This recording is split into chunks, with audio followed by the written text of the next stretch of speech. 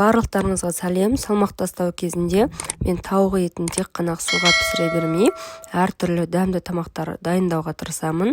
Бүгін осындай шампиньоныдан және тауықтың төс етінен духовкада шашлык пісірейін деп тұрмын. Ингредиенттердің барлығының мөлшерін описанияда қалдырамын.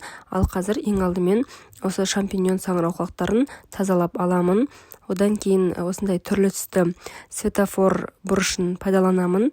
Ол бір жағынан әдемілік береді, ал бір жағынан өте аппетитный болып шығады біздің шашлыктарымыз.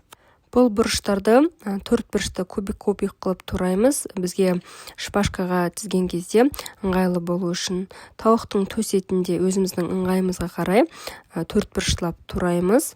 Осылай шашлыққа ингредиенттерді дайындап жатқан кезде шпажканы алдын ала бір жарты сағат, 1 сағат суық суға салып қою қажет болады, өйткені духовкада күймейтіндей. Енді етіміз бен саңырауқұлақты мариновать ететін боламыз. Мен лавр жапырағын, чеснок, әртүрлі дәмдеуіштерді қостым.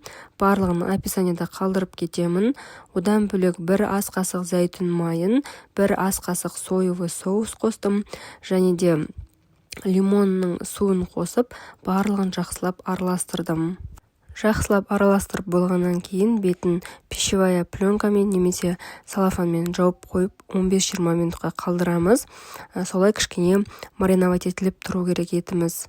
Саңырауқұлаққа да дәл сол ингредиенттерді қостым.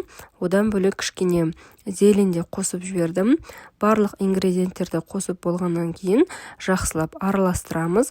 Басында қасықпен араластырдым, кейіннен жақсы аралассын деп қолмен де араластырып жібердім. Дәл солай бетін салафанмен жауып қоямыз. Бір 15-20 минутқа қойсаңыз, жақсылап мариновать етіліп қалады. Шамамен 20-30 минут маринатталғаннан кейін шпажкаларымызды алып, осылай шашлыктарды тізе бастаймыз. Бірінші саңырауқұлақ, одан кейін бұрыш, саңырауқұлақ, одан кейін қайтадан бұрыш, осылай әртүрлі түстегі бұрыштарды алмастырып отырсаңыз, осылай өте әдемі көрінеді. Тауық етінде дәл солай жасаймыз. 1 ет, 1 түрлі түсті бұрыш осылай салып отырып, барлық шашлыктарымызды тізіп шығамыз.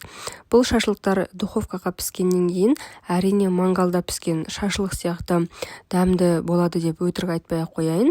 Бірақ салмақ тастау кезінде еттерді осылай әртүрлі жолмен пісіру үшін арасында дайындап тұрсаңыз болады.